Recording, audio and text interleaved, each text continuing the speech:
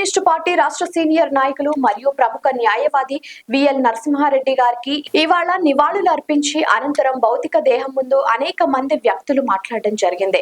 ఈ సభకు సభాధ్యక్షులుగా విజయరామరాజు గారు, కుల సంఘ నాయకులు, అనంతరం భారత కమ్యూనిస్టు పార్టీ సిపిఐ రాష్ట్ర కార్యదర్శి వర్గ సభ్యురాలు వైశ్య పద్మ గారు మాట్లాడుతూ ఆయన విద్యార్థి దశ నుండి కమ్యూనిజం భావాలు కలిగిన వాడని, చదువుకున్న రోజుల్లో ఢిల్లీ యూనివర్సిటీలో ఏఐఎస్ఎఫ్ జెండా పైన ఎన్నికల్లో గెలిచి విద్యార్థుల సమస్యలపై, అలాగే వారి సొంత ఊరు సిరికొండ నిజామాబాద్ జిల్లా అయిన పార్టీ నిర్మాణం కోసం కామారెడ్డికి రావడం జరిగిందని, కామారెడ్డిలో అనేక పోరాటాలు, హమాలీల ద్వారా వ్యతిరేక ఉద్యమం, గాయత్రి షుగర్ ఫ్యాక్టరీ గురించి మరియు కాలేజీ ఆస్తుల కోసం, గోదావరి జలాల కోసం పాదయాత్రలు, స్థానిక సమస్యలపైన, నిరుపేదకు ఇళ్ల స్థలాల కోసం, రంగాచారి నగర్, బతుకమ్మ కుంట, బాంబే కాలనీ, ఇలా చెప్పుకుంటూ పోతే అనేక ఉద్యమాలు, డిగ్రీ కళాశాల ఆస్తుల కోసం అనేక పోరాటాలు చేసిన వ్యక్తిని. ఆయన భౌతికంగా దూరంగా ఉన్న ఆయన ఉద్యమాలు సజీవంగా ఉన్నాయని, అలాగే ఆయనను నిరుపేద వాకిలిని పిలవడం జరిగిందని, అలాగే మున్సిపల్ కామారెడ్డిలో టెండర్ల విషయంలో అనేక దోపిడీలు జరుగుతున్నాయని,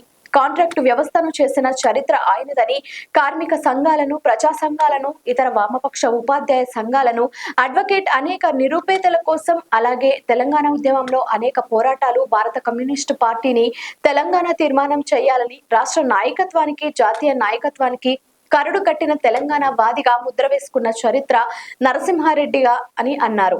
ప్రజా సంఘాల, కార్మిక సంఘాల న్యాయవాదులు వేలాది మందితో ఇంటి నుండి లింగాపూర్ శ్మశాన వాటిక వరకు అధిక సంఖ్యలో ఆయన అంత్యక్రియలో పాల్గొనడం జరిగింది.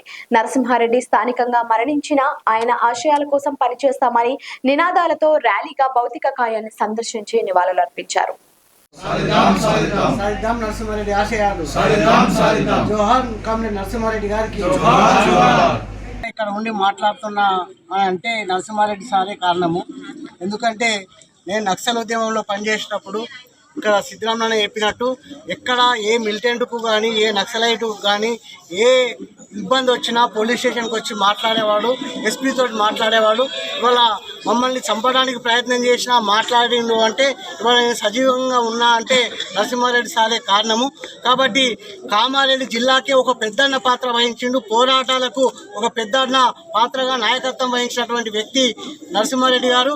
ఎక్కడ ఏ భూ పోరాటంలో కానీ, కార్మికుల పోరాటంలో కానీ, కష్టజీవుల పోరాటంలో కానీ, రైతుల పోరాటంలో కానీ, విద్యుత్ పోరాటంలో కానీ, సార వ్యతిరేక పోరాటం చెప్పుకుంటూ పోతే వందల ఎక్కడ ప్రజా పోరాటాలల్లో పాత్ర లేనిది నరసింహారెడ్డి గారు లేరు. కాబట్టి నరసింహారెడ్డి ఇవాళ భౌతికంగా దూరమైన ఆయన ఆశయము మన అందరిలో ఉన్నది.